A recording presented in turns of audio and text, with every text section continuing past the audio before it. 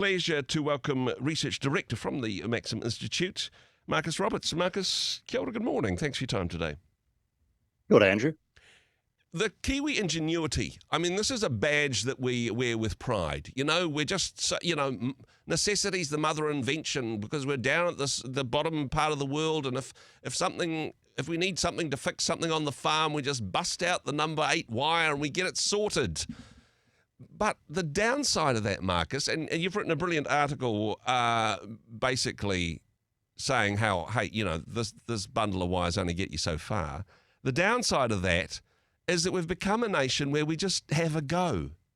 Oh, well, she'll be right. No worries. We'll just make that happen instead of, I don't know, being strategic, having some long-term planning, fixing something properly and putting that wire in the back of the cowshed where it actually belongs instead of requiring it to fix any problem with our life. Now, I think this is a general statement. There'll be people up in arms in the farming community that I should make such a statement.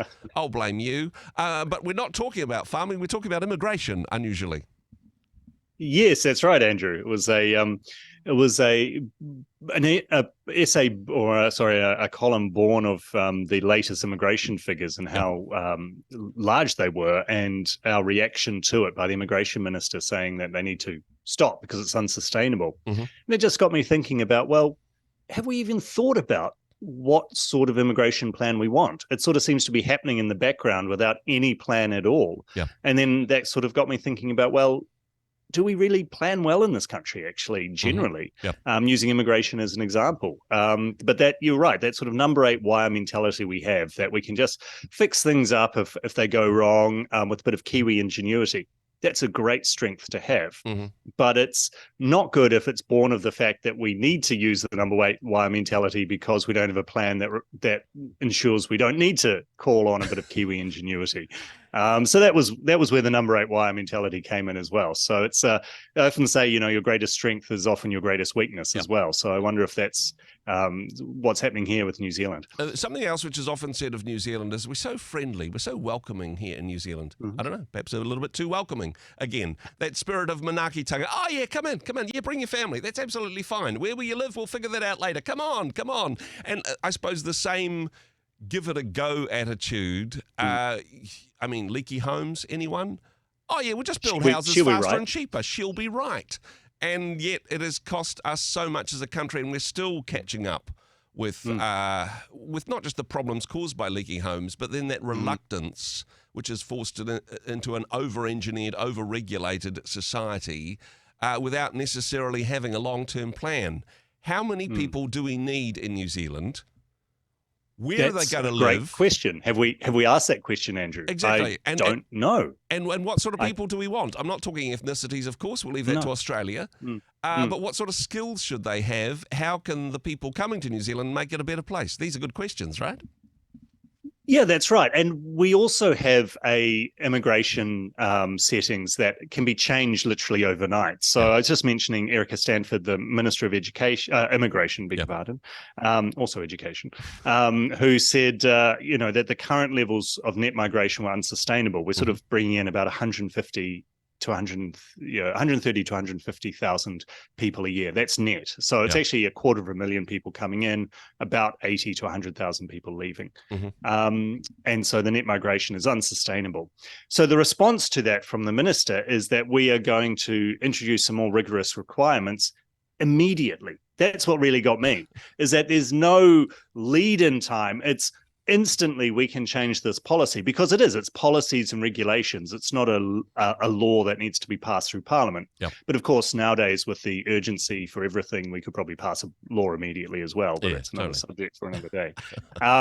So my wife actually had a personal anecdote example of this. She used to work in write business case studies for people coming to set up businesses from overseas. And there's a whole point system. So we do ask for certain requirements, particularly in the business visa situation. There was a policy that came down to say we need to make this harder for people. And so she had sent in a 40-page business case study. They'd sat on it for 3 weeks. They came back to her on a Thursday night and said, there are 17 questions we have. Please answer within 24 hours or you'll be denied. Wow. And it's just simply a way to make it harder for people without changing any particular laws or Let's policy. add some panic to the planning process to try and speed things up a little bit. Yeah, so we had the last government that instantly, we had Fortress New Zealand for 2 years of COVID, so no one came in and out, except you if you're a DJ. And then you had suddenly no one's coming. Our tertiary sector is completely stuffed because we don't have any overseas students. So let's open the doors and just make it as easy as possible for people to come in. Yep. People who are here already can get permanent residency easily.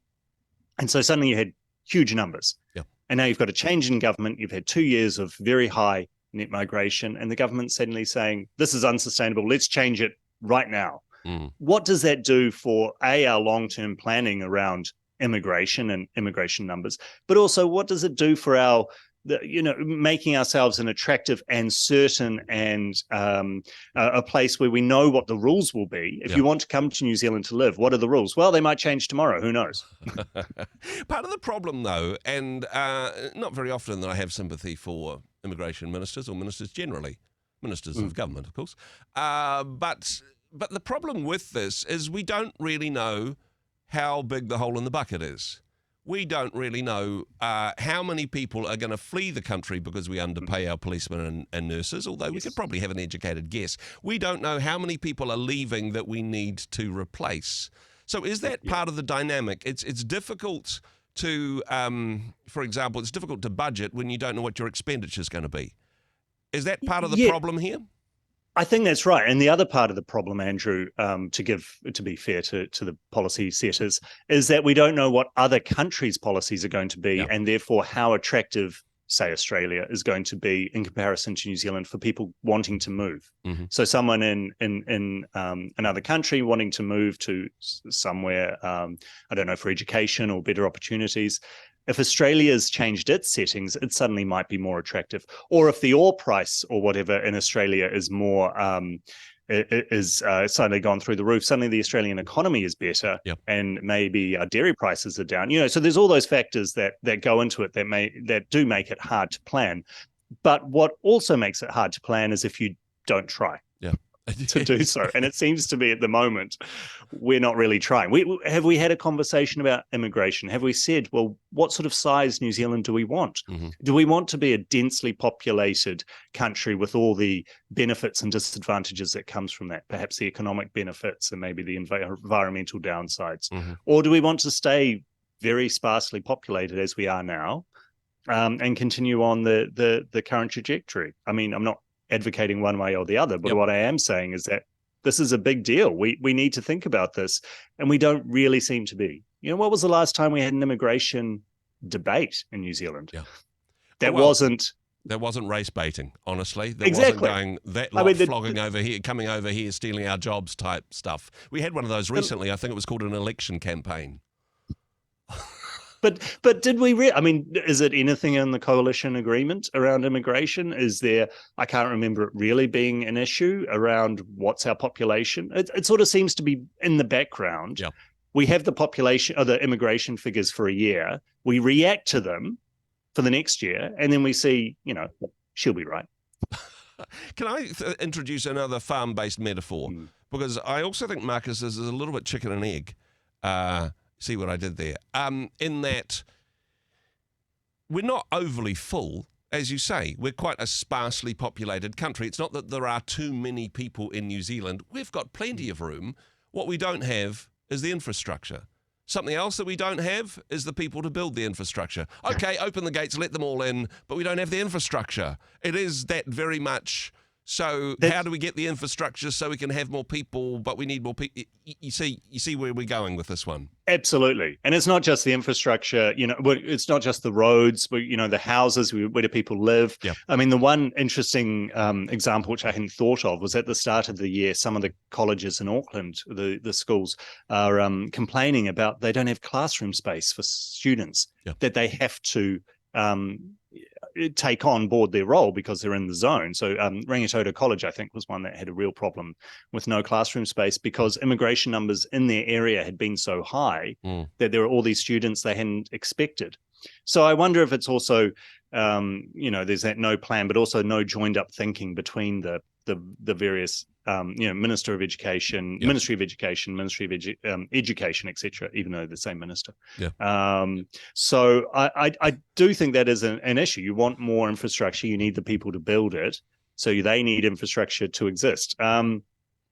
So look, I'm not the minister, so I don't have to come up with a solution. You but would expect better comms. Putting up the problems. You would expect better comms between the education and immigration ministers, given that it is the same person, though.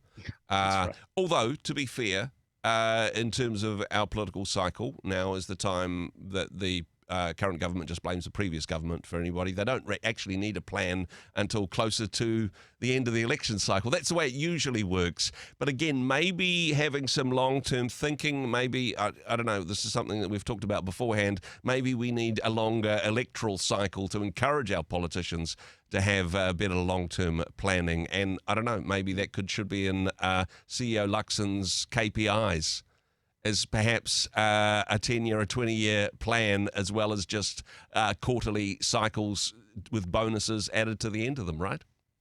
Yeah, well, I mean, there was that one example I came up with where they're demanding, the proposed housing growth policy. So this is for councils. So the government said for councils, you need to be able to have zoned enough housing for the next 30 years of growth in your council area. Yep. So that's requiring some long-term thinking. Mm-hmm. But the irony is you're asking councils to do long-term thinking over population within their council areas that they have no control or real knowledge over what the population is going to be. So it seems to be the government asking the councils to do something that they really can't do very well at all. I mean, how on earth is the Wellington City Council meant to know how many people are going to be in Wellington over the next 30 years? Yeah. And then I looked at the sort of stats New Zealand. So just at a national level, do we know how many people are going to be here in 30 years? And the forecasts are so broad on a national level to be almost impossible to figure out. So in 2048, we're expecting anywhere between 5.5 and 6.5 million people with a 90% probability. Give or take a million. That's give or take a million. Give or take 20% is another way of saying it. I mean, give or take 20%, that's terrible statistics. And that's assuming a net migration rate of about 30,000 a year. Okay. We're currently going at 4 or 5 times that. Yeah, exactly. So, I mean, that's the problem. This long-term thinking. Yes, there are all these issues around how do we know in advance the numbers, because there are all these factors that go into it. But I just really have a plea for, why don't we just try at least have a goal in mind? Where do we want to get to? Yeah. How do we get there? What factors can we have in our own hands, our own destiny to influence? Well, one of them could be a national conversation around what we want immigration for, what numbers we want in New Zealand. What do we envisage New Zealand in 2050 to be? And it's not that far away, 25 years, one generation. Yeah, exactly. Hey, some wonderful food for thought on that one, Marcus. Let's remain naively optimistic that somebody will pick up that memo and run with it. Thank you so much for the work you do. Thanks for joining us once again. Thanks, Andrew. All the best, mate. Hey, thanks very much for joining us in the Rhema studio. Thanks very much for watching the interview. It's kind of nice to have an audience, actually. And if you did like what you watched, then do give us a like, do give us the thumbs up. And if you'd like to see more interviews like that one, or perhaps even better, subscribe and those interviews will come straight to you. Don't forget to turn on your notifications, and we'll see you in the next one. Cheers.